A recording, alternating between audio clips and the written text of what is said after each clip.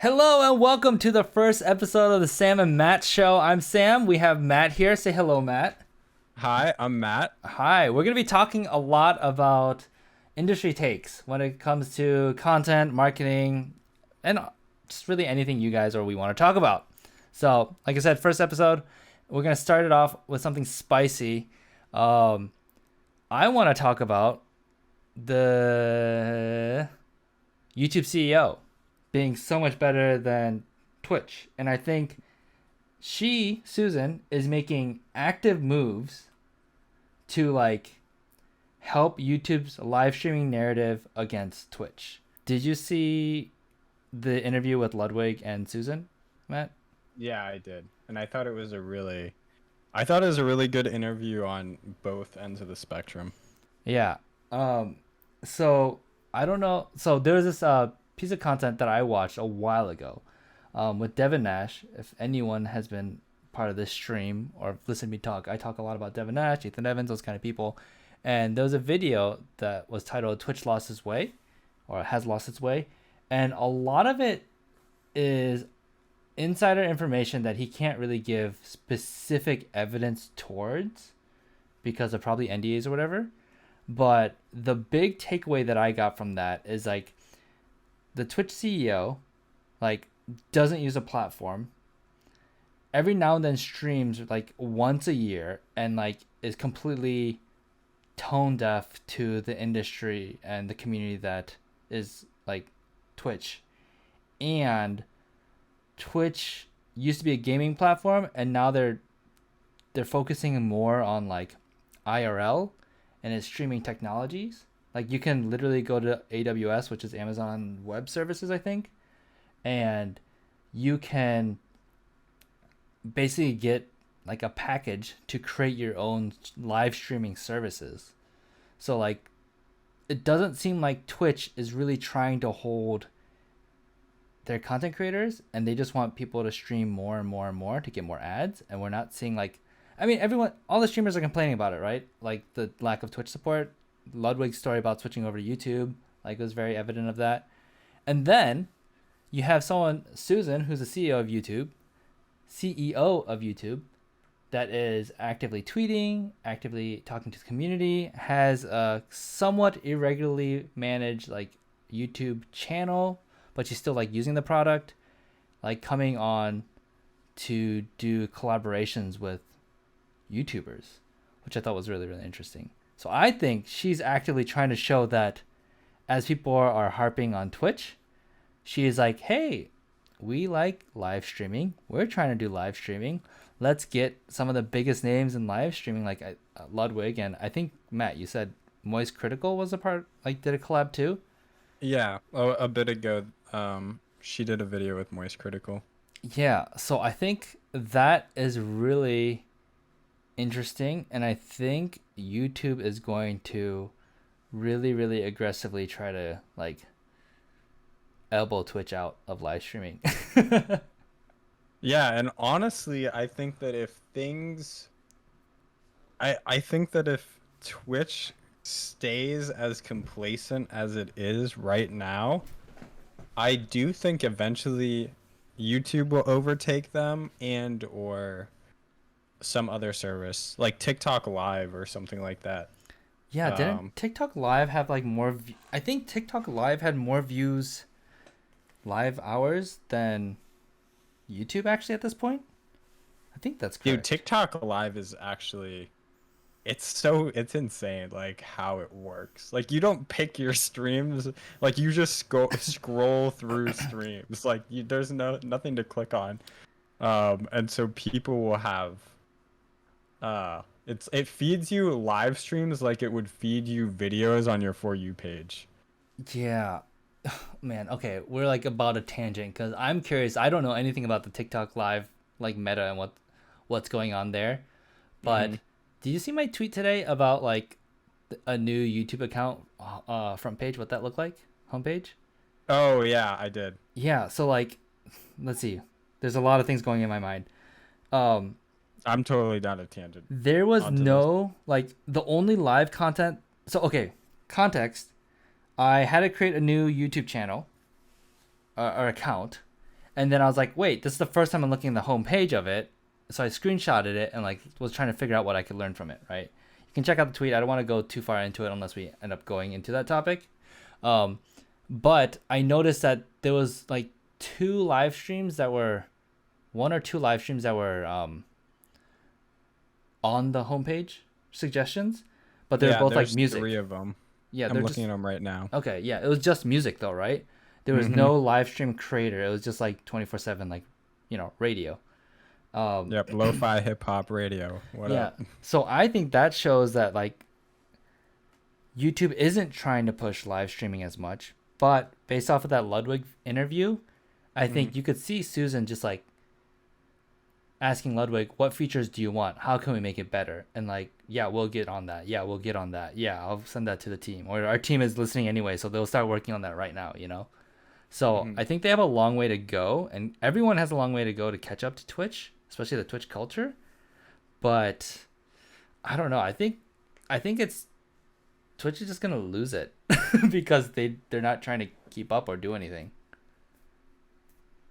I mean, I think there's a bunch of problems with Twitch where, like, I do honestly, long term, I actually do think TikTok or whatever the future competitor will be is almost a bigger threat because discoverability on Twitch is like, I don't think Twitch is ever going to catch up to YouTube algorithmically Mm-hmm. because that's YouTube does that for a living. TikTok is also goaded with algorithms, but they serve them in completely different ways. Like you're not clicking a thumbnail and title for a stream. TikTok is just giving it to you because they're like, we're gonna guess you will most like this stream. And Um, TikTok knows like has probably the strongest algorithm right now, right? When it comes to like what I think content so. you want the viewer will watch. It's not even like what you'll like. They're just like you're going to watch this whether you think you want to or not. You're going to watch it and we know what you want to watch, right? Yeah. It's pretty cracked. There are some like ethical problem questions Mhm. that people talk about in there, but we can that can be saved for another stream. But the tricky thing Um, is like I don't think the TikTok lives have that strong of a matchmaking. I don't think so either. I think it's I'm like gonna random. guess that it probably works this roughly the same, but if you're scrolling on your For You page on TikTok, it's like how many YouTube videos do you go through in a day, right? Like if Hmm. you watch a ton of YouTube, right, you might go through 25 videos, right? If you spend that same amount of time where you watch 25 videos, that's like 500 TikToks the Yeah. algorithm can learn from. So, but you're not going to go through that many live streams. Uh-huh. So I do think you get less. But like they're also just so like TikTok live streams could be like there's different metas. So if somebody does a really popular video, they'll go live and so if your video is blowing up on TikTok, right? It's getting millions of views. They're going to see under your profile like on YouTube that oh, this person is live. So I might click on this and so that's one way of discoverability. Um and then um I have no idea what my other point was going to be. All good. Uh, yeah. Um, While you're lost in thought, then there was a question from Fiery Skies asking if YouTube streaming has the same algorithm problems as a regular YouTube as the regular YouTube content creators have been facing. And at first, I thought I understood that question. Now I'm kind of confused. yeah. What in what context are like what are the problems that creators are facing with the YouTube algorithm? Are you that you're referencing to in that question? Yeah, at first I thought it was just like, is a live streaming and content gonna be the same algorithm? And I don't think it is. I bet it's kind of similar, Hmm. but as any new feature that's rolled out on any platform, they're going to prioritize that more, right? If they announce, I think like YouTube when they announce community posts every time you, or actually, I'll give you a better example. When they announce YouTube stories, like if you made them, they got showcased, like front and center because YouTube really wanted to try to push it and get people's attention on it. Same with Instagram. Like when carousels or reels or whatever was introduced, anyone making those pieces of content, they get featured. So I think live streaming is kind of the same, but I bet it's such a different way of using the platform than watching VOD content that it has a slightly separate algorithm. That'd be my guess. Yeah. Another thing that really stuck with me, and I think this came up with MKHD or HB Mm-hmm. talking with Hank Green, and I think it was on YouTube versus TikTok, or it was on. I think it was on actually MKHB talking about when YouTube removed the dislike button, and he was talking about how YouTube will when they every time that they make a change, it has drastic effects on the platform because there's so many it's in scale because there's so many users who use the platform where it's like if 0.001% of a bug is going to affect people, that's like a million people that it's going to affect. So all their problems scale up with that as well. And so I think that's one reason why they're integrating live streaming slowly. Because I think they integrate everything slowly because they're just too big to not do that. And I also think that they just want to I think they would rather figure out how they want to use live stream to like synergize with their content instead of like making them oppose each other and like figure out how they're going to get that down and like have a real vision of like what they want to do Mm. with it. And but they have to like build the foundation before they can like optimize that is going to be my guess. Yeah. No, I can see that. Yeah, that's really interesting.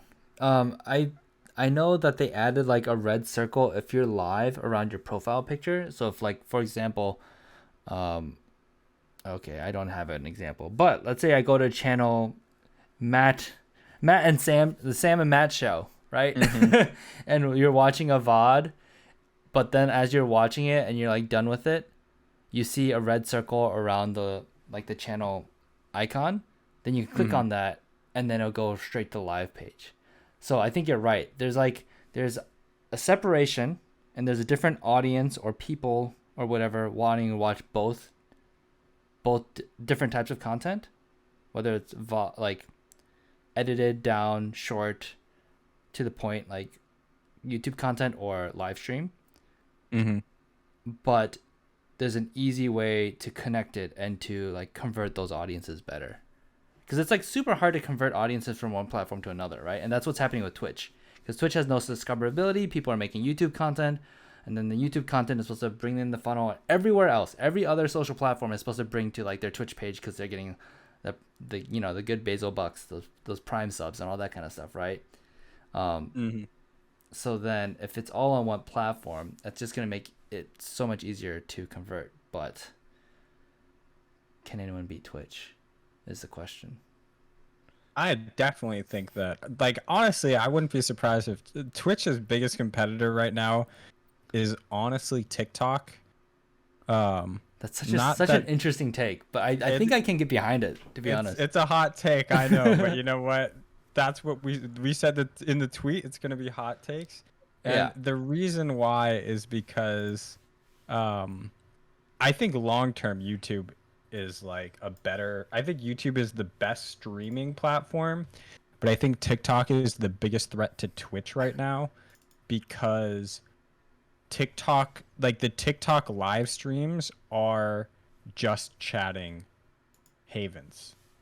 And so I think that as more and more people use TikTok and they like one, they're capturing a market of people who would never even enter into live streaming. Like I guarantee you like 70, probably like 90% of the people watching TikTok live streams never use Twitch, right? So they're already Mm. capturing a wider net, and converting new users. And also I just think that it's taking over just chatting. You know, and Um, that's like the big focus of Twitch too. Like Twitch is not really it doesn't feel like Twitch is really trying hard to capture the gaming audience anymore.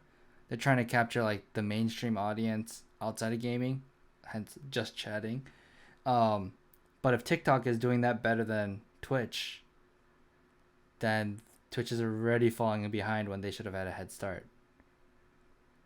That's a good point. yeah, and that's kind of like the thing. The only thing is like we're talking about how Twitch is bad at treating their creators, Mhm. and TikTok is worse. Is it? So Wait, TikTok is way worse. okay, wait. It's When just you that say that, TikTok users don't know that they're being treated poorly, and Twitch users do. wait, what do you mean by treated point? Because the only thing that I know about with the TikTok issue is that the fund for TikToks is very competitive. While YouTube, like the fund that you get from shorts, is continually growing. TikToks is like this is a set like we're gonna get, let's say, $1 million to everyone that's making TikToks, and it's gonna be like, but whoever has the most views gets more of the slice of the pie.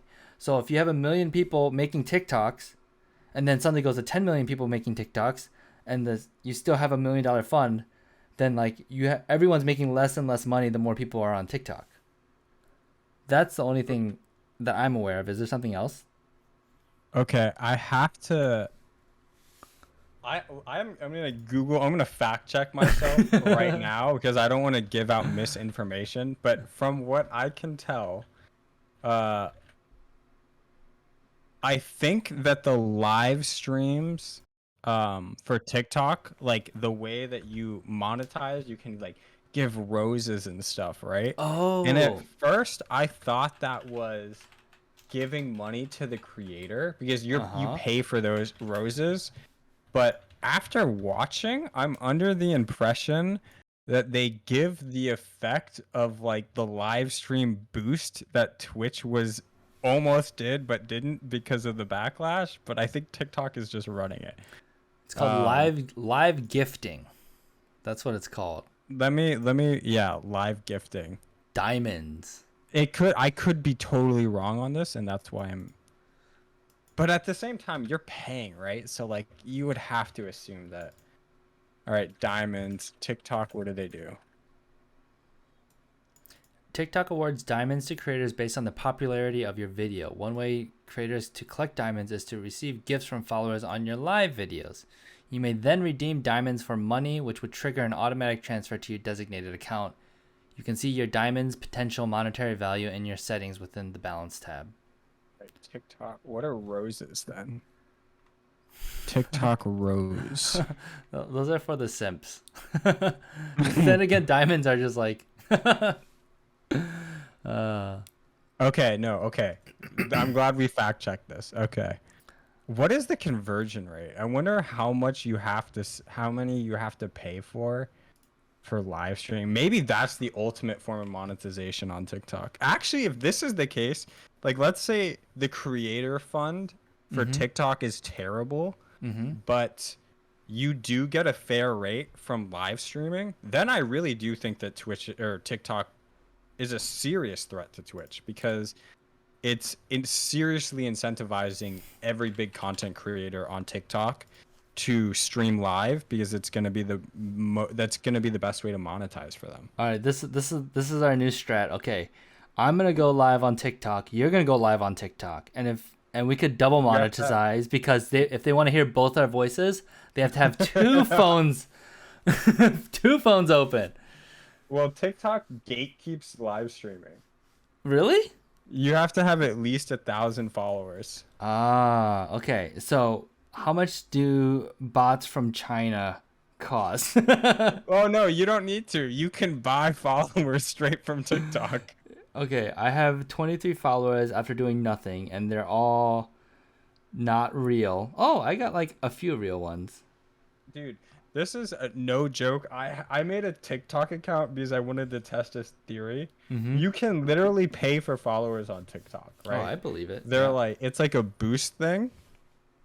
So I made a brand new TikTok account, and the whole concept was I was gonna like, is TikTok pay to win? and you gives you a sponsored video, and I'm very, very curious on how it works because you can either pay for like likes or like optimize for followers. If you optimize for follow or views or followers, if you optimize for followers, you're gonna get more views because if people follow, it counts as engagement for the algorithm anyway. Mm-hmm. But I'm like clicking these profiles and they're not like they don't look botted because they do have some of them have videos on their account, but they're following tons of people, right? But if you go to the App Store, I was like really doing some investigative journalism. There's like a like follow for follow system for TikTok, Of course there which I is. think is like in-house though. Like TikTok is doing it No way. themselves. No, no, no, no And way. I'm I'm That's how they're monetizing. Oh, so that's how they're funding the creator fund. that's how they're like paying for like follower boost or like sponsored videos, We have right? gone from hot takes to conspiracies. Dude, no, because I'm like so sure because it's like because it, like the follow for follow like I think it works for people. Um, I mean, don't get me wrong, it's still a terrible. You're gonna get followers who are not following your content, so it's a actually a terrible long-term strategy. Hmm. But like, I think it's legitimized by TikTok, um, and because I was like, how does this work? Because I was doing this whole like thing, and I'm like, where are these people coming from? Because these are people who are real people who are following me. These are not botted accounts. So where is TikTok getting this pool of people to like follow Wait, me? why do you think they're real though? Why don't you think they're bots? Because they have content, they have video content up. Oh, Um, that's like interesting. the account, and it's not like it looks like real content too. It's like Yeah, it's yeah. not like a video. I don't It's know. like AI is pretty strong right now, you know. it could be, but I think it's like okay, I'm gonna TikTok Everyone that's TikTok. following me that I have no videos. But okay. Anyway, I think we should move on unless we have something more to say as Yes. All we've gone right. to this Look, rabbit if hole. this comes out 2 years from now, come back. We're clipping this and putting it everywhere on TikTok. Perfect. Perfect. Yeah, no one everyone that's following me, which is only 23 people, they're definitely bots. Or some they're just like they don't have any content, but Follow um the Small Victory Project on TikTok. What? nice. Somebody say something? I mean, hey, it's our show. You can plug whatever you want. You're right. Almost, maybe. Anyway, that was all Um, right. That was a tangent, I was gonna say something about TikTok, but I can't remember anyway. But dude. uh, TikTok is the next wave. People are still sleeping on it, which is crazy to me. But I do think it's worrisome too. okay. Um, So, segueing into the future of live streaming, right? We've already talked about this a little bit, especially when it comes to like we talked about TikTok versus YouTube versus Twitch. Oh gosh, we're talking about Devin Nash still. Um, mhm. Let me zoom in a little bit. So I have this tweet. By the way, I love threaded tweets. I've just been seeing them so much, and I made my own finally for the first time. Um, I like them actually a ton, but maybe I'm just following the right people. Because I know We they're are kind of the a meme. complete opposite in that regard. Yeah. It is Okay. my All right. So first, current model of live streaming is unsustainable. The future of live content is events. This is a thread about the problem with live stream content right now and how a few creators are ahead of the curve. So I know. Okay. I'm just gonna go tweet by tweet and Mhm, jump in when you want to say something. mhm. So the first tweet in the thread or second one, Twitch and every other platform emulating it have a problem. Influencer revenue and growth are dependent on the hours they put in. Creators are still trading time for money. Sometimes it might be a lot of money, but it's not scalable. And there's an image of Amaranth last 30 days streamed 357 hours, which is holy crap, that's 15 hours a day.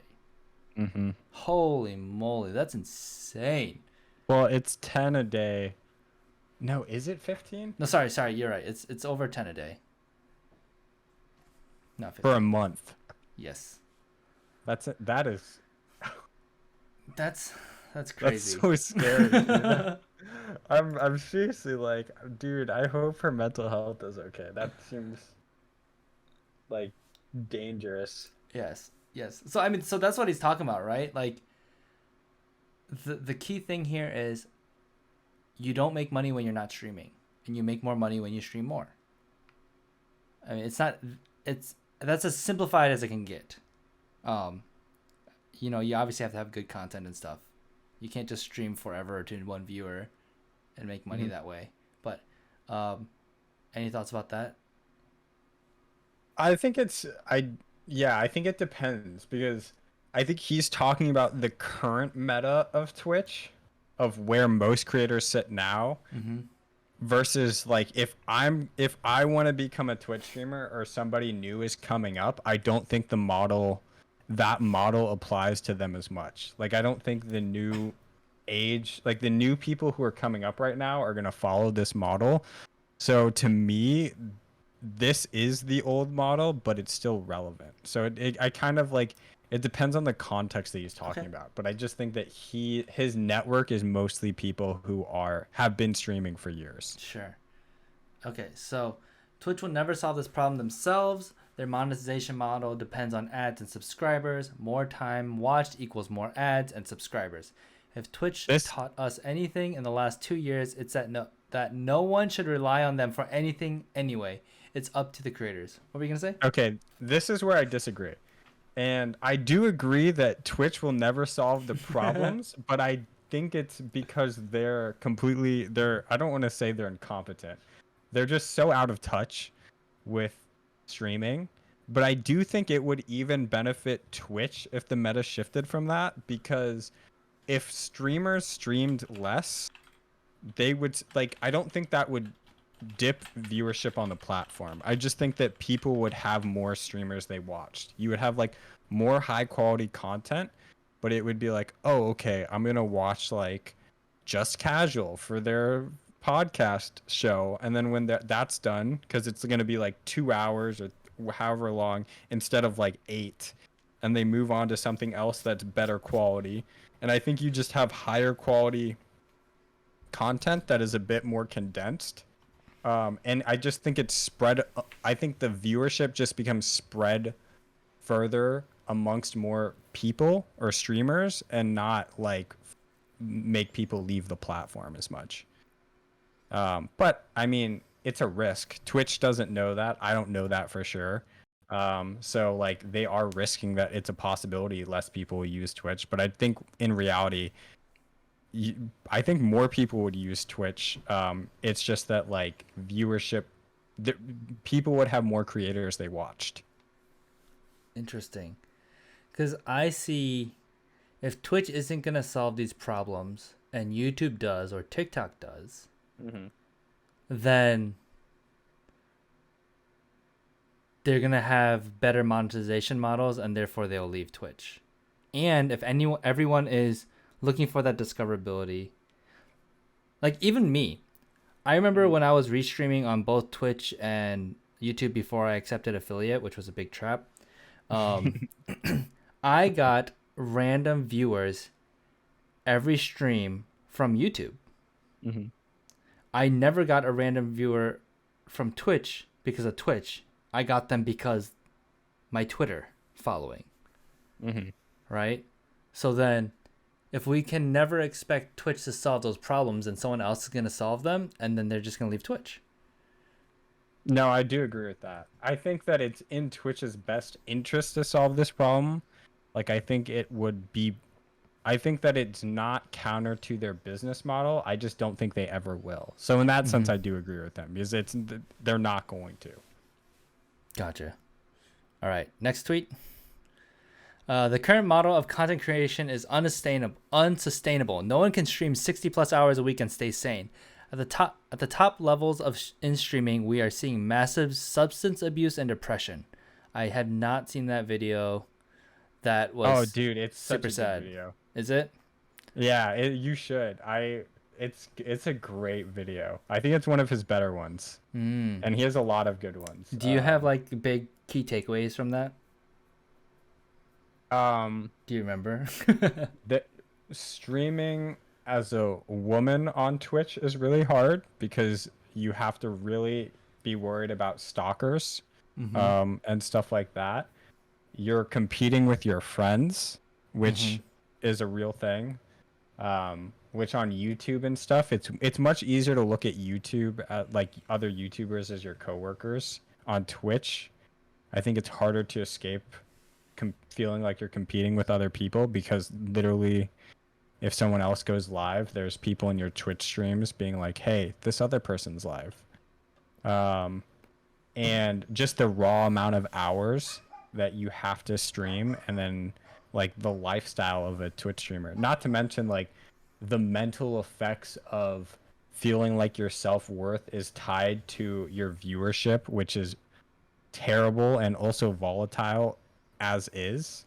There's a lot of different things, and then you add on top of that that they're streaming that many hours on top of it, and this is your career.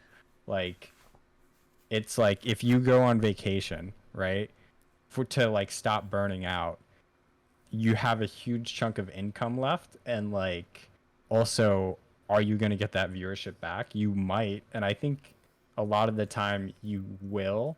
I mean, Ludwig went on vacation and then he did the subathon. And I do think like people can go on vacation and they'll kind of be fine. But there's still that question, and maybe some people won't be fine because it's not in their like daily routine anymore. Yeah. Um, so yeah, I think there's a ton of reasons why, especially at like if you're streaming 60, like the amount like Amaranth is streaming, that's just like just streaming that amount of hours in general is just like incredibly unhealthy for your health. Like you're going to burn out I mean, unless you have. I would even say that like streaming 40 hours a week Mm. is probably like you're in full entertainment mode and you have to perform and you are being critiqued by people and backseat gamed or hate rated or something, right? And Mm-hmm. like that doesn't necessarily grow your stream because there's not discoverability, so you need to make content elsewhere. Mm-hmm. So I would even say streaming 40 hours a week is not good for your mental health either for most people. And I'll just use like a personal anecdote for this. There was a Melee YouTuber who he made an analysis video and Twitter was like kind of lighting him up for it. And Walt turned down for Walt, who I work with, talked to him, and I was talking to Walt, and we were talking about the negative effects that YouTube comments have. And he was talking about how he's like, yeah, you just have to become numb to it. But it's bullshit that you have to like suppress your emotions. Mm. Like it's unhealthy to suppress your emotions.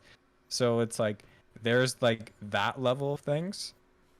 Whereas like if you don't become numb to it, you can be like it can be really unhealthy or painful.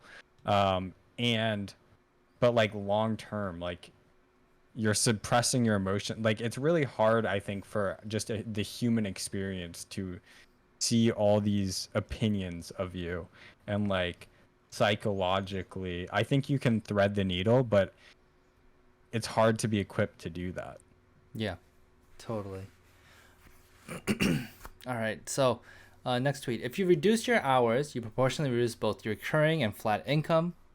You also lose relevance when you're offline. This contributes to massive neuroticism inherent to live streaming. Oh my gosh, live streaming as a profession, which we just talked about. Few content creators have solved the problem, and we're seeing an awesome shift on Twitch. The future isn't 200-hour a month streams. It's big collaborative events that draw huge viewership and sponsors. I'm gonna keep reading through this. Live events. They drive huge viewership, involve many channels, and scale income. More on that later. Take Cutie Cinderella's brilliant example of the Streamer Awards. Peak viewership 372,000 with 3.4 million views live. Total stream duration about 5 hours. Maybe should I just keep going? Keep going. All right. The untold story of our event, though, is that it drove 18.7K subscribers to her personal channel. That's $46,000 in revenue at a 50% split before ad revenue and sponsors. She's gained over 80,000 followers and 20% of her entire growth for the year. Creating great short form shows drove awareness and viewership more than hundreds of hours of React content would have. And with 3.4 million live views, you better believe my agency and others are looking at sponsoring next year's streamer awards. This is the future of live streaming, and Cutie Cinderella is not alone. Ms. Kif, Schooled, and OTK Network, incredible show content in general. Germa's Dollhouse, Wild Kate plan to invest in Streamer Royale are some early examples, and there will be many more. There is always a place for just chatting and video game long form streams, but the creators who will push the curve and truly scale from independent creators into brands will focus on live events. The shift to live events is to everyone's benefit.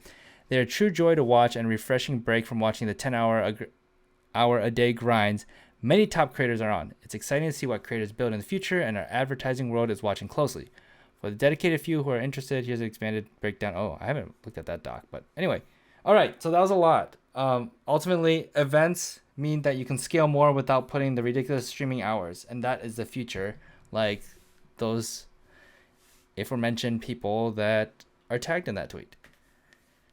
Okay, can we bring up Cutie Cinderella's response to this? I think if you go to the first comment, the first thread, at the top, I think that's the one that she commented on. It's somewhere. If I go to Cutie Cinderella and go to replies, I bet I can find it there. Damn, you know how to use Twitter. I got my job through Twitter, and I can't find it. Speaking of which, she has Here we go. Has an event. Yeah, go. I guess just click this one. 95% and viewership is 100% inflated. To cycle every event. Go up above that. I want to like start from there's the top. more. Yeah. Wait, I can't find it for here, but I can find. Wait, go down. I think you got it. This one, right? The issue with the issue. Yeah, start there. Oh man, more reading. I can read if you want. I got it. The issue with events is that they're rarely. What the heck is that? Windows Defender, leave me alone. All right. The issue with events is that they are very rarely result in long-term benefits.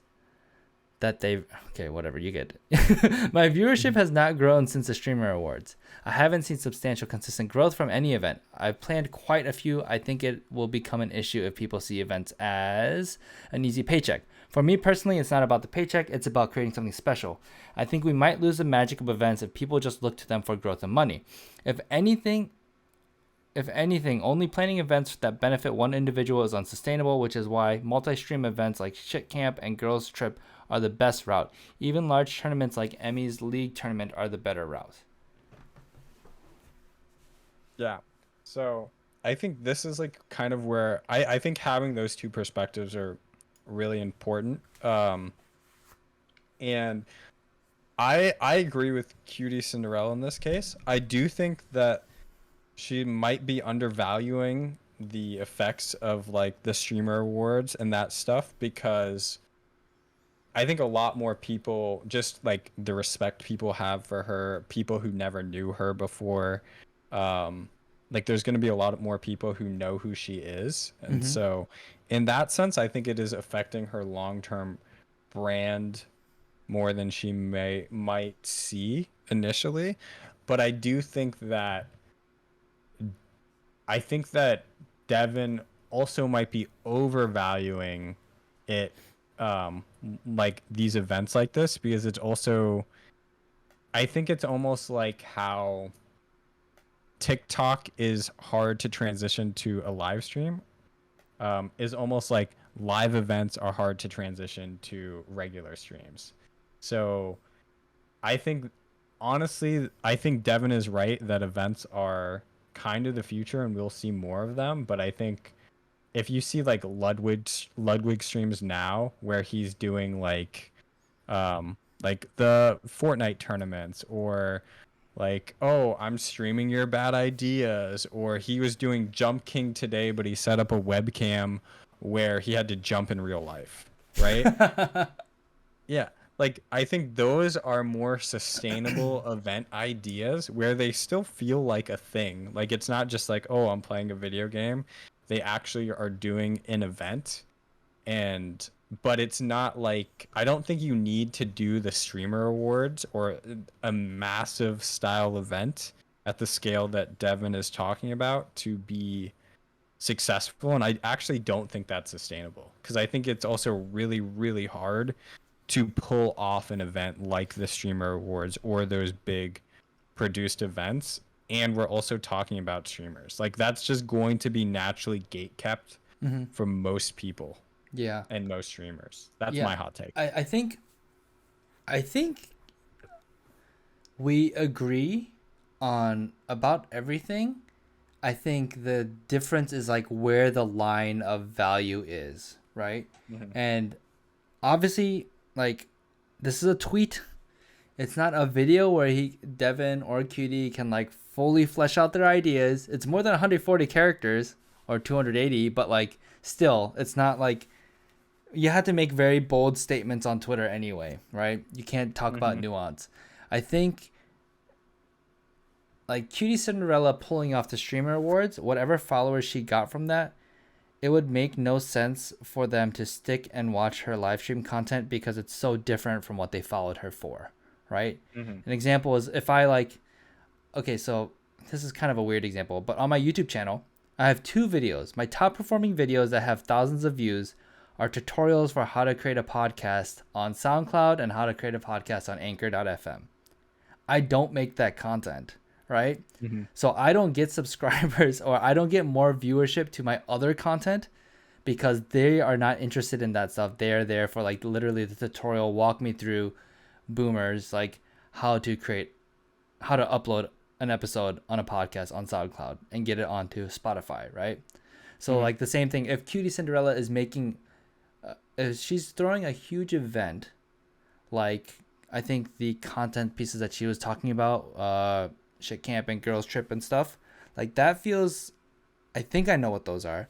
That feels more Cutie Cinderella, Mm-hmm. and therefore, like she said, like those are events that probably will bring more growth and money to her stream. Mm-hmm.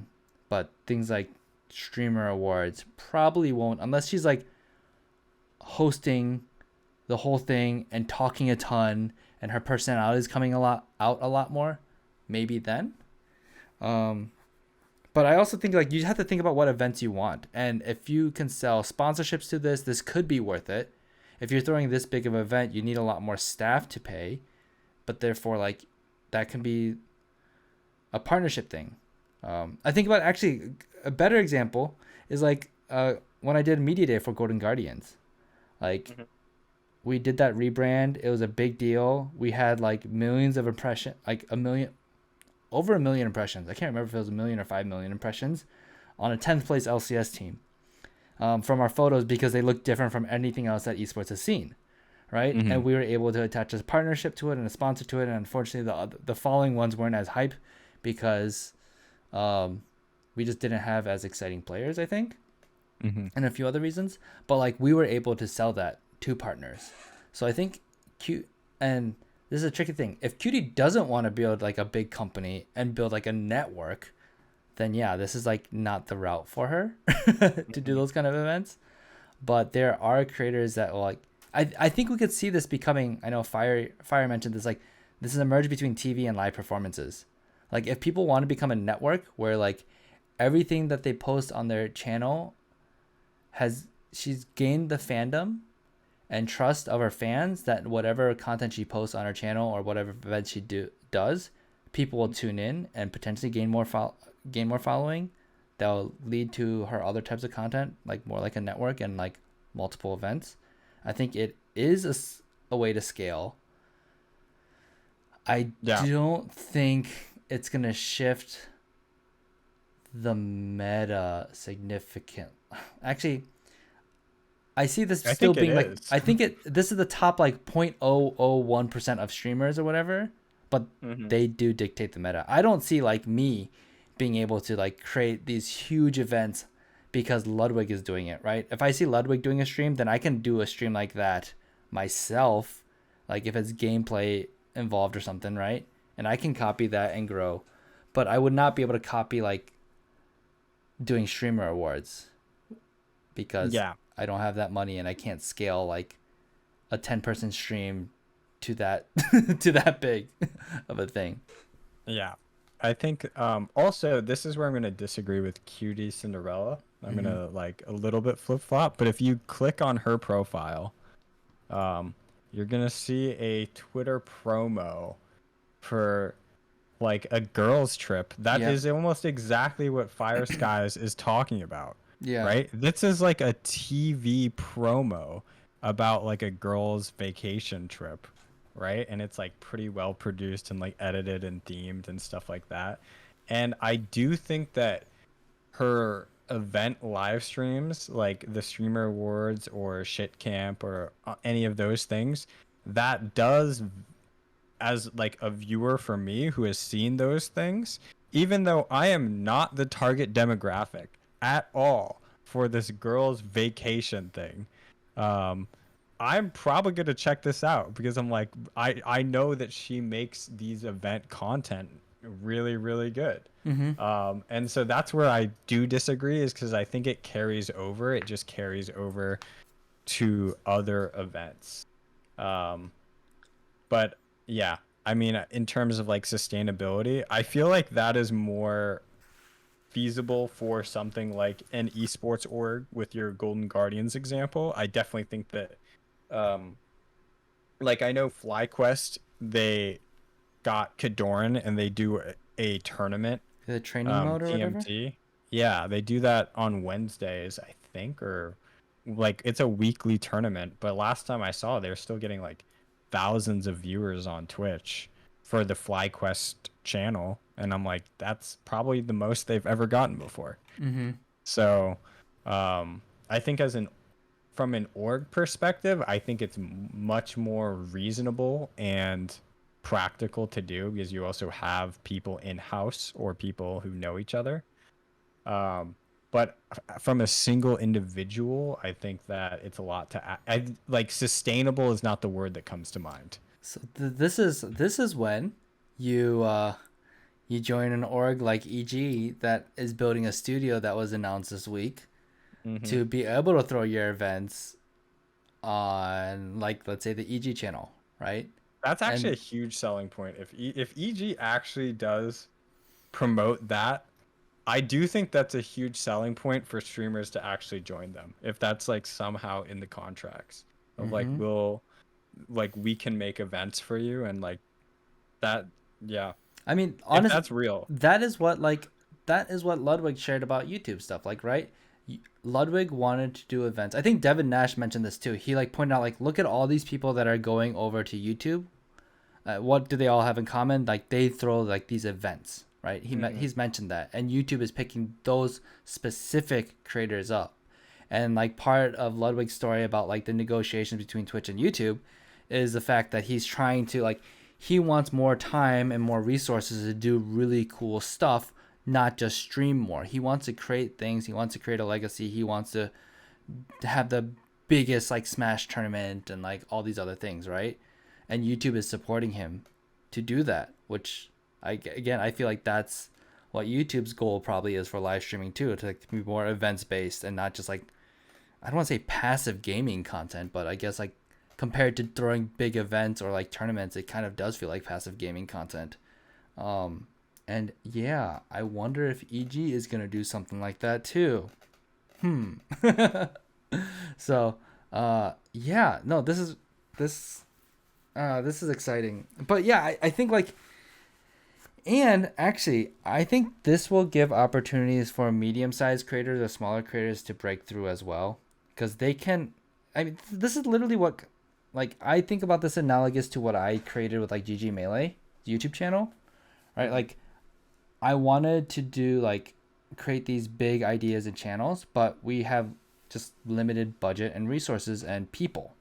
So how can I creatively do those wild ideas that I want at a like a very grassroots like feeling way, right? Mhm. And then that's what I feel like I successfully was able to achieve. Our team was successfully able to achieve at GG. So like, if people are able to see these cool ideas from Michael Reeves, Ludwig, like Mizkif, whoever, and then they'd be like, how can I make the budget version of this, but like make it really special because I'm a special streamer with like my own quirky personality or my ideas that never have been seen before. They would be able to like go viral on, Jake Lucky's Twitter account with like every time they get a kill, there's a freaking like fire show in their background. Did you see that clip on Twitter? I did, yeah. Yeah, like That was so sick that too. is A crazy. 15-year-old, I was like, dude, how does that kid know how to set that up? Because I I couldn't do that. I'm just waiting for the follow up 6 months later. House burns down from streamer.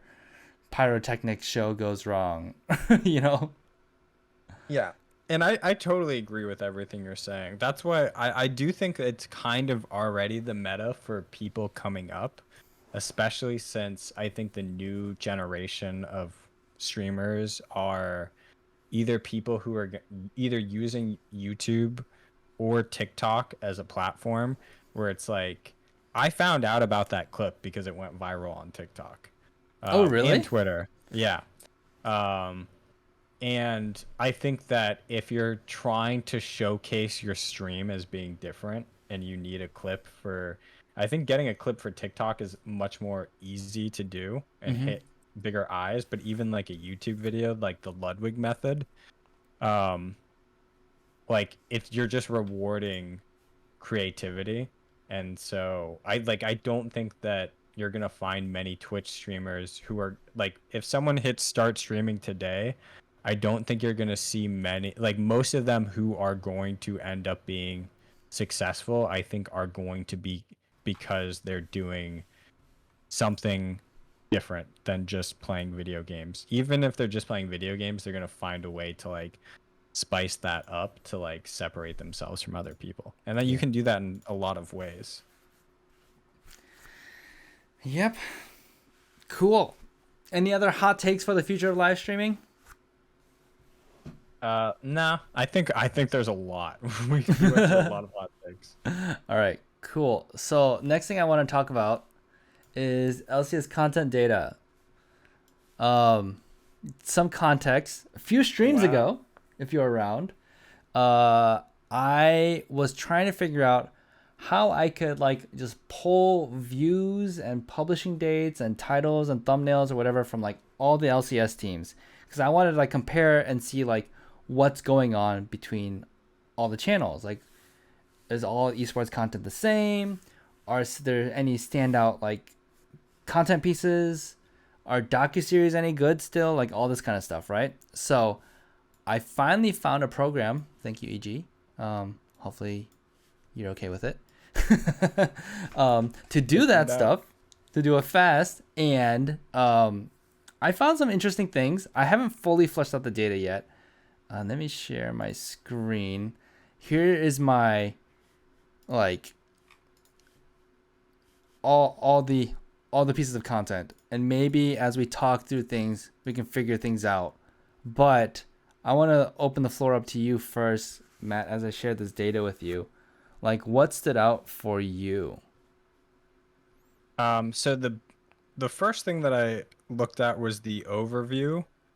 Mm-hmm. Um, and it was just like how many viewers or how many videos, what was the average viewership?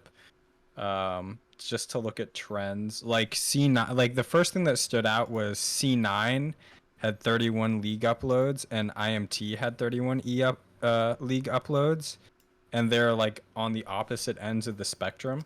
So that was like a data point that was very interesting to me, Uh-huh. where TL has 8 and they're at the top, and 100 Thieves has 7. Like 1 and 5 are not that skewed. Dignitas has 0, If we're talking about which average views, right, um like average views, yeah, per and video, number of videos. Dig has 0, which I that honestly, blew my mind. I could not believe it. dude, I kind of respect it. I Do you? respect it. I think Okay. it's better than boning in content. Like Dignitas I think is like looking at, I don't think they're targeting YouTube right now. I think they're looking at other platforms. What are they looking Um at? I have well, I not seen know Dignitas they just anywhere. hired, I think they're the person they hired for like socials and stuff Mm-hmm. is big on TikTok. Like they had like videos that had like over 1 million views on TikTok and stuff. So like Okay. I'm gonna guess. All right, we're gonna find out right now. Dignitas. Do they have a TikTok? I'm looking at like their Twitter feed to see if there's anything interesting on there. If they at least have content, because they have their own League of Legends Dignitas account too. But they just post like looks like live Twitch clips and game day graphic. Wow. Really? Twitch clips? I mean, like they just rip it, right? It's not linking to Twitch, but it's literally just like they clip it, download it, and then re-upload it. But Dignitas Um, did put out. Actually, can I talk about Dignitas content? please. They put out. Oh, so by the way, the scale of the or the time frame of this is just like this year to date. I think I pulled Hmm. this last week, so it's not. It's missing some content, I'm sure. Hmm. So they only had 6 videos. None of them did anything surprisingly well. Like 10,000 views is not bad. 9,000 views is like okay, right? I mean, I can't talk being on EG, that's for sure. Um, but I thought they had some really cool ideas that just weren't executed the best yet. But like they had uh, a U.S. Air Force major watching like Valorant players and Rocket League players play their gameplay. So it was like React content, and they're talking about That is interesting. They're talking about like communication, reaction speed. Like think about like you have someone uh on in the military talking about how someone is communicating in a Valorant game and like sweeping a site, right? I thought that Mhm. was really cool. It just like could have been polished a little bit more. Um, but I was really surprised to see that because I was like, this is a really good concept, like a good title thumbnail. It just like didn't hit. It had the right idea. It just didn't hit. So that was really exciting to see from Dignitas. Actually, I was really excited about that. Yeah, hmm, I think that there are different approaches. Like there are some channels right now that are poisoning themselves, which could do better like if they slowed down on, Mm-hmm. like they could definitely limit the amount of uploads that they do, but it also, I think it depends where they're at. Like CNAN has 31 uploads, but they've also had a lot of time to like develop their YouTube channel Yeah. and figure out like what they want to do. Whereas like let's say IMT, they have 31 uploads, right? But Mm-hmm. those uploads probably look a lot different than how concentrated the quality is. Like I don't think they figured out the formula for themselves yet. Yeah. I mean, if I Uh, look at it, their average views look something like in the hundreds, or mhm. like 800 or 500 or something. They do a Mhm. lot of talking head content. I think they do a lot of easy content. Um, I think it's like a clever attempt. I mean, even at GG, we kind of tried this, like coaches talking about the previous week, Mhm. um, because then you're not taking up player time. But then they also like were doing vlogs, which I think is like an okay attempt too. It's just, I mean, I think it's totally fine to do low budget content, right? mm-hmm.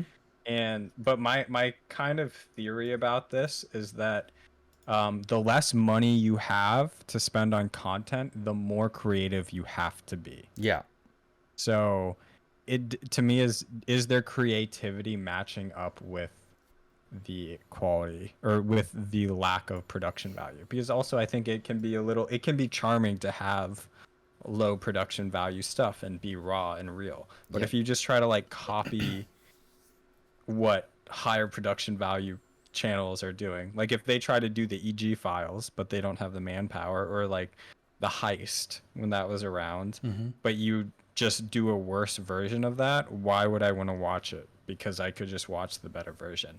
So to me, that's kind of where it is. And I did look at their YouTube channel, um, and like when they did PoE versus like Moon, which is their Wild Rift Yeah. mid laner, I was like, dude, I love that kind of content where they're like mixing and matching teams. Yeah. It Um, did well. Their Wild Rift one that you're talking about, mhm. 12? No, that's the guy. Their Wild Rift content's doing pretty well, 12,000 ish. What was there? Yeah, 11,000 for the PoE versus the Wild Rift mid laner. Was that good? Was it fun to watch? I only watched a little bit of it because I was Uh at work at the time. oh. But I saw a vlog from him too, which was cool because he was vlogging it. It wasn't a camera crew, and I think Wild Ah. Turtle did that for FlyQuest for a Yep, bit. yep. Back in the day. Um, but like it didn't feel, you can tell when it's like you're gonna do this because it's a sponsor obligation and we need like videos for our channel. Uh-huh.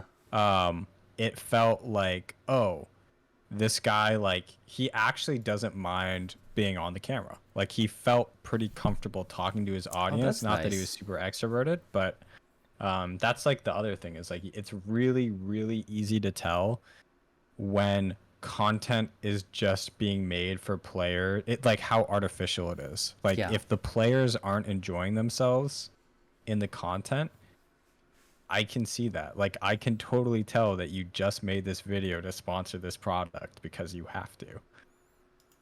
Yeah. Um, It feels pretty bad. uh yeah. One thing I want to point out, which I thought was super interesting. I know you mentioned this first too. The LS buff for C9. Mm-hmm. Um if we look at the the content while LS was on the team, I think the average views of that was over 200,000. Mm-hmm. And then if we talk about the rest of the content, the average view dropped to 41,000. Yeah, that's a A huge quarter. drop. A Yeah. quarter. It's crazy how much. But I mean also like to be fair to like the C9 team, it's also just crazy to have a coach who is also a personality Mm-hmm. and a polarizing, and he's like his personality is popular because of his polarizing coaching takes. So you Yeah. kind of have like a dream scenario there if you're on like the Cloud9 content team. And Also, I don't want to like feel like I'm being overly harsh to some of these teams because I think that like like there are definitely times where there are YouTube channels where I can be like, okay, at least you're trying to do something. mm-hmm. Like again with the Immortals one when they did the PoE versus Moon. It's like, okay, somebody came up with that idea and they executed, which tells me that like there's someone who's actually trying to do things. It is just more, I guess this is kind of where I'm at Dig. Like if you don't attempt, it's slightly better than phoning it in. But when if you're just phoning it in, that's like my biggest. It feels like a slap in the face to viewer. But anyway, back to the data. Yeah, no, I mean, I want to talk about that a little bit too because I would say like Dignitas has a better Rocket League team than they do a league team. Mm-hmm. And they put out, actually, I wouldn't even say they put out Rocket League content. They barely did. Um, yeah, they're Dude, just that's not. so crazy to me. Actually, like if you have a top level team, like if you have the best team in an esports, it's crazy to me that you don't pivot to make content around that. Especially like like Rocket League personalities are pretty extroverted Mm-hmm. as well. So, anyway, Yeah. yeah. So, and one thing is like The biggest tool that's not used that any content creator or editor needs to use is the audience retention graph. It's like so important. Like you Mhm. cannot get that kind of data of like what player is more pop, like it's hard. And what things you do your audience resonates. What is your audience what other content is your audience watching, right? That is all on YouTube. And if you don't post on YouTube, you don't get that information, right? Twitter has an audience retention graph, but it's literally 4 bars that say what's the audience retention at 25%, 50%, 75%, and 100% of your video, right? Mhm. So, but while YouTube literally like it's it's so like uh it's chopped up in like very small bits, so you can see like at what second people drop off, what 10-second segment are they dropping off, right? So I think it's so, and even like creating thumbnails and titles and thumbnails, you learn like what concepts are people resonating with or interested in and not interested in, what like player faces on your thumbnails like bring in more views, right? it it's harder to Yeah. get that kind of data elsewhere, and I think YouTube has like the best data. Mhm. um So it almost like as just a pure like 360 marketing tool, then it's beneficial to use YouTube in that sense because it's like, okay, like this, our audience is more interested in this player than we thought they were. mm-hmm. So like now if we post something on Twitter, we have that data that we got from YouTube because you just get way more information. Yeah, Um, and like, man, I do have a follow-up question yeah, for you yeah, though. what's up?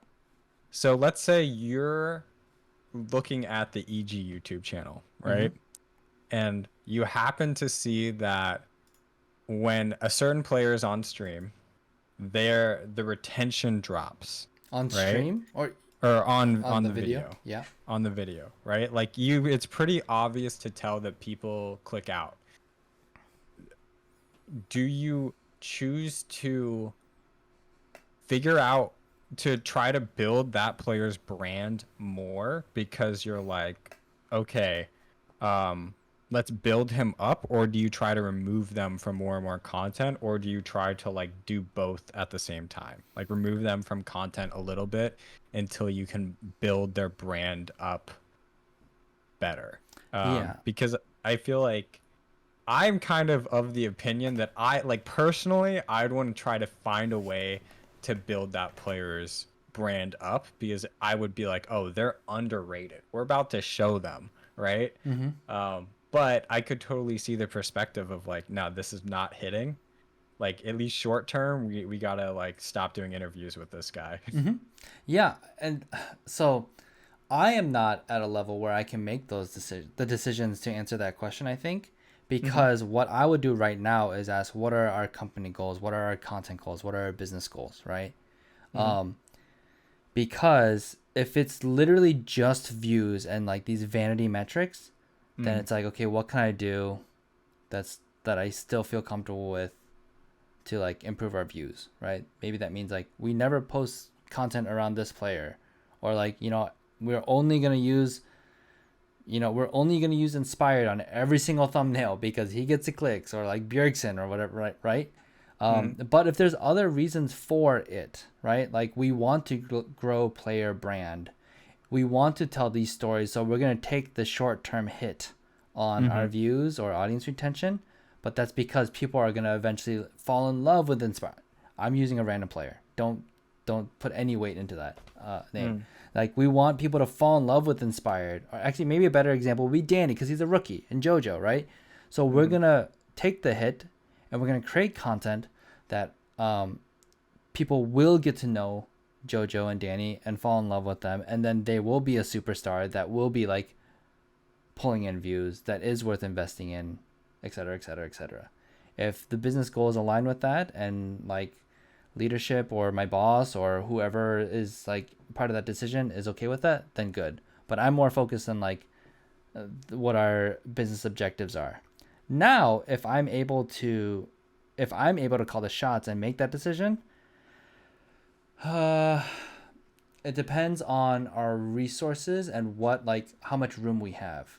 if we have room to build a player's brand for 5 years, then sure, we're gonna build. Like, I'm patient and I like the long game, right? But if Hmm. it's like, hey, are we gonna do a documentary, a player profile documentary for each player, and that's literally the only content we can make if we do all five of the player League of Legends players, I might say Hmm. no, because I'd rather, instead of doing all five players, I can do two players, and then I can make like 10 other easy fun content that's still creative, that's gonna get views, that people, our audience is gonna like, and etc etc, right? Okay, actually, this I had an idea, but this is gonna bring it back to the data. Yeah. Um, I'm really curious if there's data on mixing influencers with uh pro content or like Ah. esports s content. Um, and I'm gonna guess 100 Thieves definitely does this, but outside of 100 Thieves, because in a way, my theory would be the best way to do this is you build up your personalities, like or influencers or Twitch streamers, and then you marry them with uh like esports content where they're doing kind of collabing with the esports teams in Yeah. ways, and that way if like you sell off a player, well, you still have like the constant variable would be the influencer, and it would kind of like rise, like rising tides lift all ships type of Yeah, and so scenario. that's so tricky too, because like influencers, I think might be, I don't even know if this is true. They might be more stable than like like esports competitors. That may or may not be true. I don't know. But either way, like influencers jump ship all the time too. So therefore, like, how do you create a brand apart from the players and the influencers, right? And that's where we've like seen like C9 Jack, TL Steve, EG Hmm. Nicole, like, so because they are probably the most stable faces and Hmm. personalities, but they're also like running a freaking company and they can't be on every piece of content and like, you know, Yeah, play. that's Is it a tough. cake or is it not? Like game, like, it's a little trickier. And some of them legitimately like just don't want to do it as well. Like, which is I was gonna say, perfectly fine.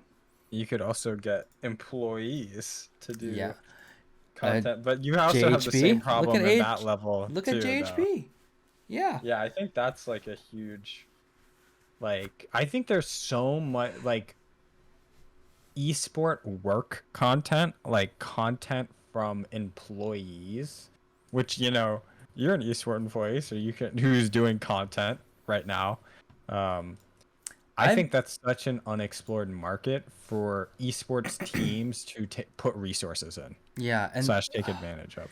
it's and I don't know.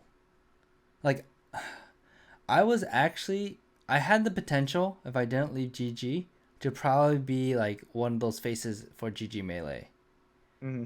But since I left, that didn't happen, which is, yeah. So I don't know. Like, I think you're right, but also like the average full-time employee like nowadays stays at the company for 2.5 years. I don't know Yeah, if you that do have skews the same differently. problem. Yeah, I don't know if that skews differently in esports and gaming, but um I've been like looking at, yeah, I fully agree with you. Like, I even love it when I'm watching a YouTube video and the editor has like is like another character in the video, right? Oh yeah. Like, I love that. So Hmm. I agree. I think like, and that's where, I mean, this is getting so deep. Like, that's where company culture, or at least a content like platform, like has to have a really defined vision of like what the value proposition is, what the target audience is, and that can change. But if that is solid and that's something that like an audience can really really resonate with, then it doesn't matter who you hire, because who leaves and comes back, because everyone should be following that same vision or value proposition or whatever it is, that you can churn out the person and they may be more popular or less popular, but that whole vibe of why people came to the channel and watched that content is still the same, because like there's Yes Theory. Have you heard of that YouTube channel? I Their have. their motto is like seek discomfort, right? and like all their content is like about finding uncomfortable situations to stretch yourself and grow as a person, right? Like Mm-hmm. all their content has that true north, and therefore the audience loves it. And like they were in a podcast recently that I heard, and they get called out in their comments all the time. They're like, guys, this is not you. You guys were chasing that YouTube algorithm. We can tell, right? And they're like, oh shoot, they're totally right. Yeah, we hated this project, like, because they weren't true to themselves. So I think that's the way to do it. But I mean, that's easier said than done, for Yeah, sure. I think circling all the way back to like the Twitch event thing, I Yeah. do think it's in a similar thing where I think the reason why that content would be so successful is because not every esports organization could pull that off. I can think of two. There might be a few more. I would say EG could do this and pull it off, because they have a very like defined company culture Mm-hmm. that like is very clear, that like it comes out. Like I can see it as a fan that feels authentic. And I think 100 Thieves has that, but 100 Thieves is also kind of doing it too. Like 100 Thieves is already doing this. Yeah. Um, and Cloud9, Dignitas, TL, I think like maybe they could do it, maybe not. I don't know because I can't get a vibe check off of like what it's actually like to be there. Um, but I think that's why the content is so valuable, is because there is like a scarcity, that like it's a scarce type of content that only certain people can make if you're positioned correctly. Yeah, you know what's interesting that you say that? Like, I think 100 Thieves as a brand is actually pretty like they're one of the best in esports in creating Mm-hmm. that brand and like community. But when I look at, I know we're talking about outside of esports and going more into their gaming content, like their main channel. Mm-hmm. Like, I don't know what their brand is there anymore, because I feel like it's so heavily reliant on their influencers, Mm-hmm. and they're just like, we're going to play TikTok games today. We are going to play this dating game today. We're going to play this board game today.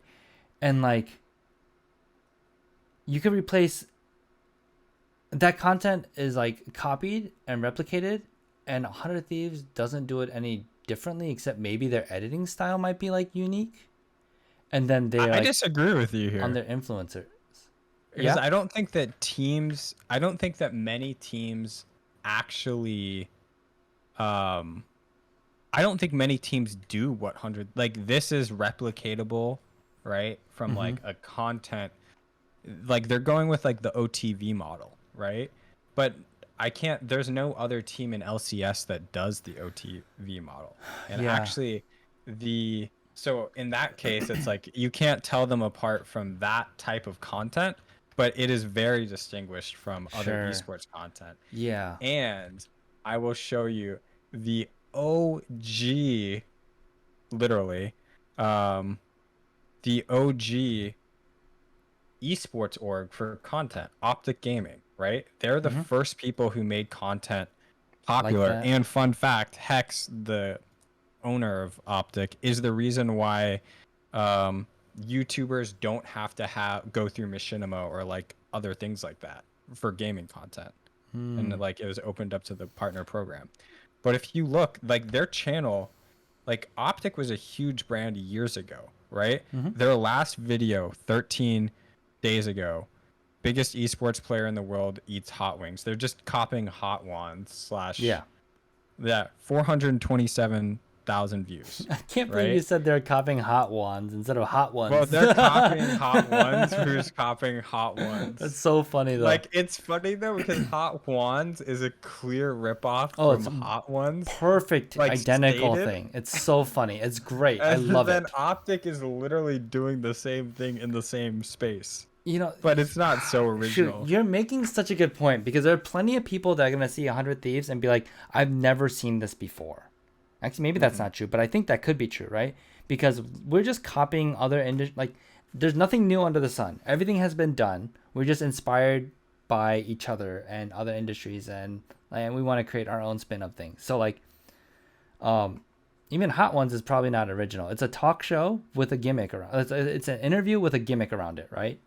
Hmm. You're just combining maybe multiple ideas in together.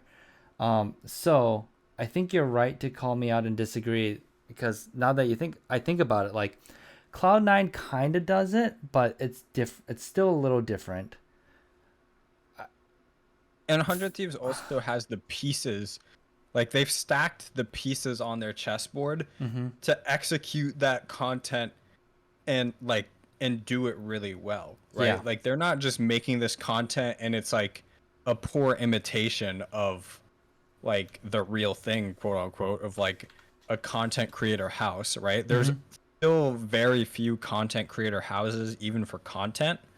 Um, but 100 Thieves has like a bunch of creators and they use them all incredibly effectively. Yeah. Like they're part of the brand and they hang out and stuff like that, and you can tell. It actually feels like their group of content creators is a cohesive team under their brand and not just like random people who never talk to each other. Yeah. And I guess, like, there's not many brands or orgs that are able to do that, even though they have everyone in the same house. Like, right? Every esports org that is like competing, like that is very rare to see. I think C9 probably does it the best out of any, like, using their competitors, esports competitors. Mm-hmm. Um, FlyQuest does some of that fun stuff too. I mean, FlyQuest has been pumping out they put out the most videos, which I was surprised about. They've been pumping it out. And been, I mean, they have the they rank fourth in total views and fifth in total uploads. Um, which is impressive. They're trying. I did not even see any of their FlyQuest like content. Did you Dude, see their their? their content needs work. I'm looking at their channel right now. Mm-hmm. Like at least title like they're doing like for example the TMT 72 highlights, which is the melee tournament, right? Uh huh. 5 hours ago, 93 views, right? Yeah. Which is the live stream of the live stream itself got like 2,000, right? And in my opinion, like the live stream should never have more views than YouTube. But at the same time, FlyQuest guessed that League of Legends ability 5 days ago, 17K views, Yeah, right? I'm sorting by top views, and they have 90K, 80K, 50K, 45K for their top 4 videos this quarter, which Yeah. is LCS and Academy stuff, which is like But that like, fun content that we were talking about. hmm So they, and even yeah, branding wise though, like I don't look at FlyQuest's YouTube channel and feel like it's like a slap in the face as a fan though. You know what I'm saying? like Even Dignitas's channel.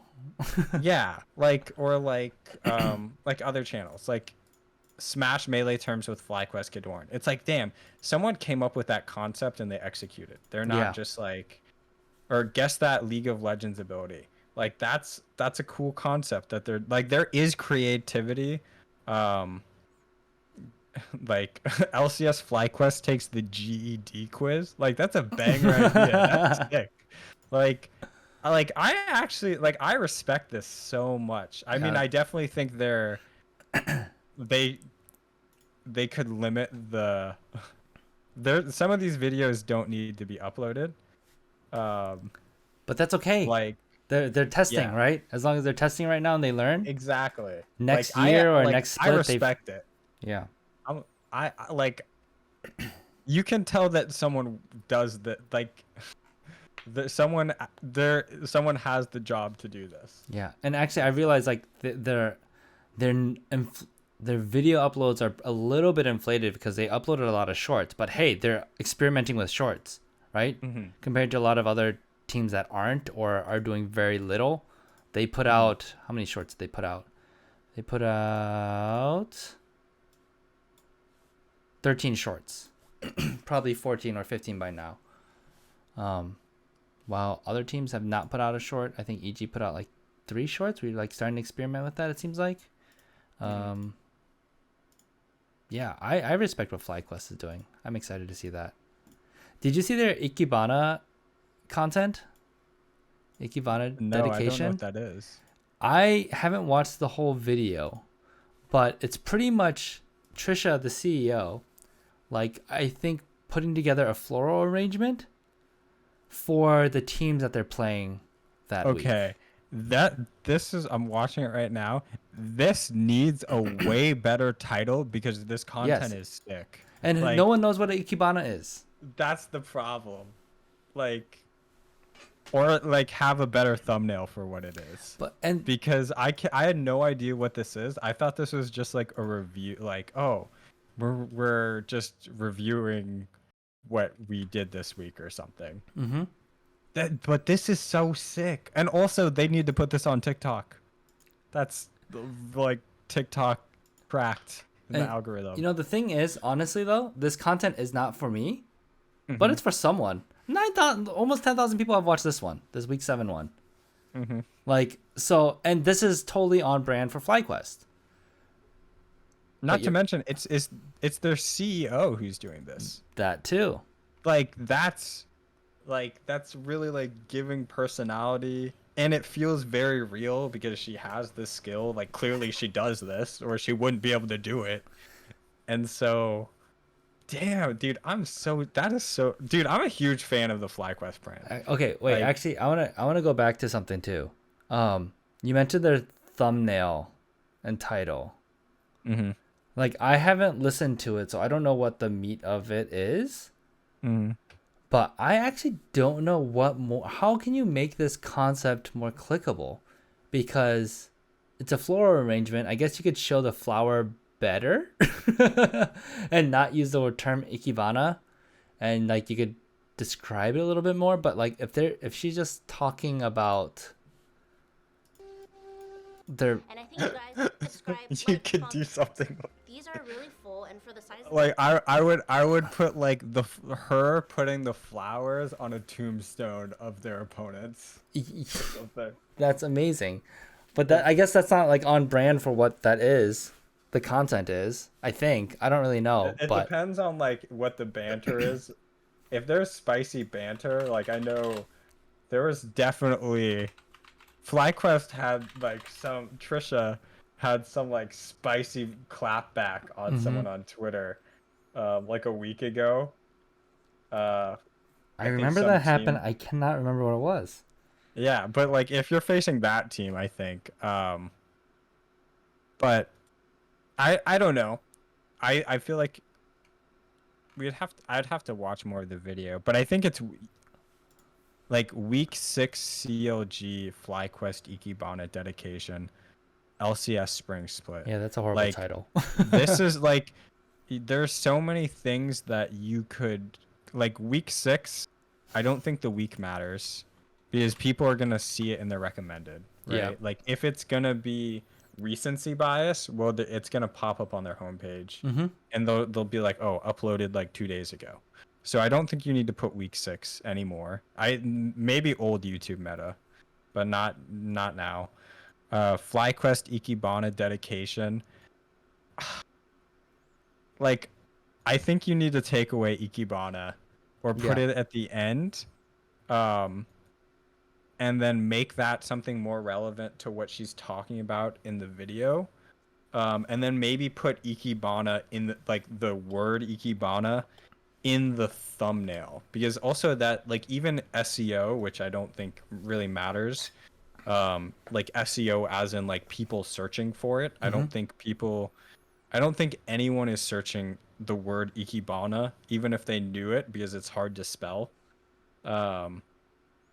Even like flower arrangements, Yeah, I just like like dumbing it down. Fiery's Japanese flower arrangements for the hashtag trees, which I think is pretty Yeah, good too. that is a way better title. Like I think you could literally copy and paste that and then you can still stick in like the opposing team or something. Yeah, because it's cool. Like I think it's always cool to see a rendition or like a creative interpretation of like a team, right? If like we've rebranded all of the logos or if it's like this is what I mean the artist renditions of like what teams would represent, like what anime character represents teams, like that stuff people like to see. and it's fun. It's like a listicle too if you put it all in one video. So I Hmm. think that is cool to see. You just need to like make it clear that that's what's going on. But Yeah, yeah.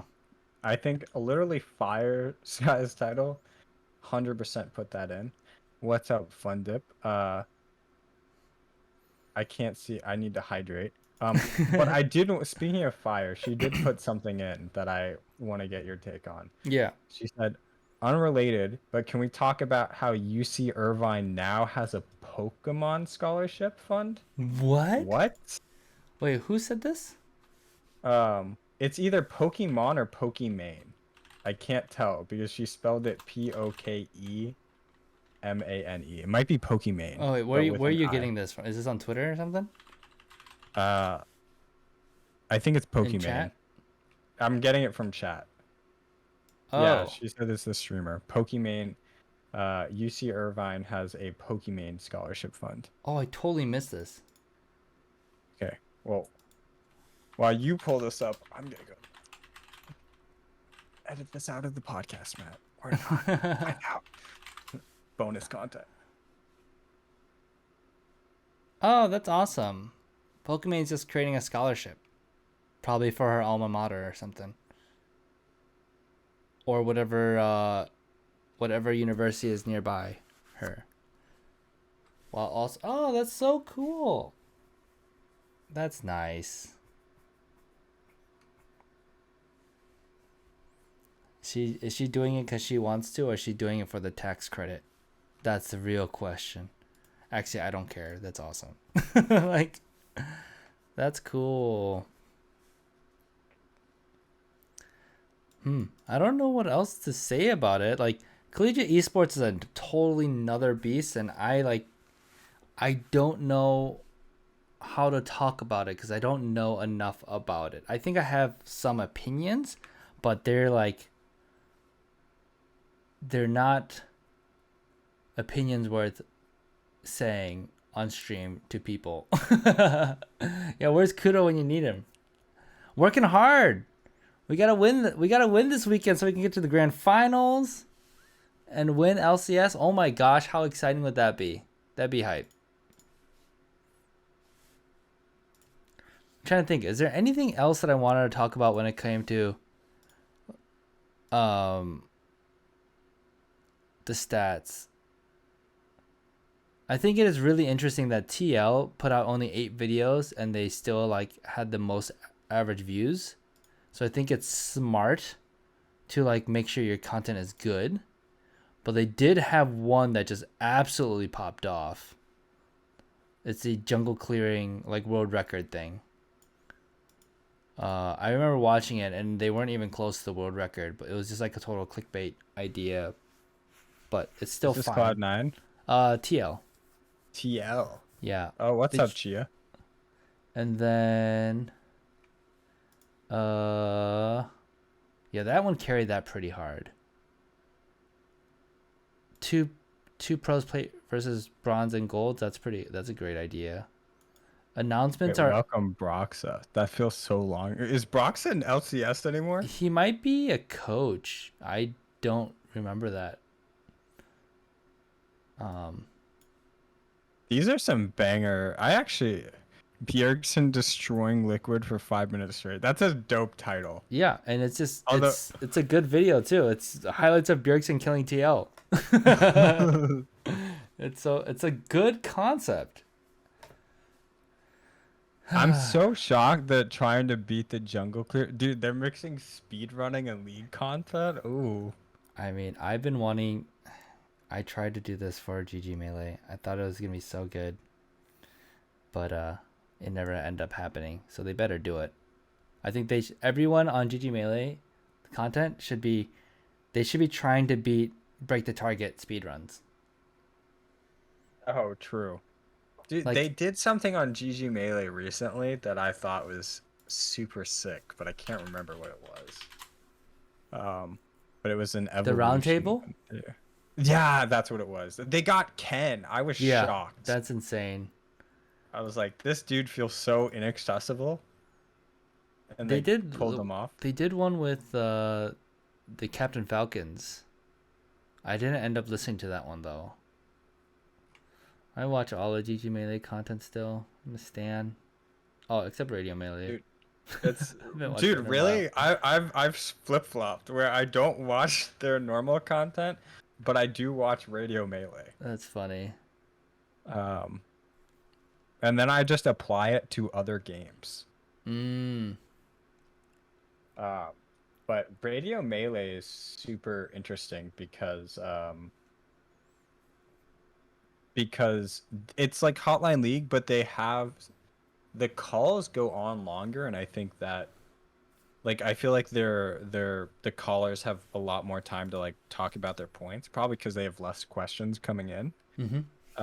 But I think that flowed better than I thought it would, and the callers are more respectful of the time than I would think, since they have more breathing room. Also, like Toph and PPMD, like they also like do a really good job of like including the caller in as a part of the conversation or asking follow-up questions. So I don't know. Good job on Radio Melee there. All right. Okay, I think if you okay, do we have one more topic we want to talk about, or should we just wrap it up? Because I don't want to be on much longer anyway. I think we can wrap it up. I guess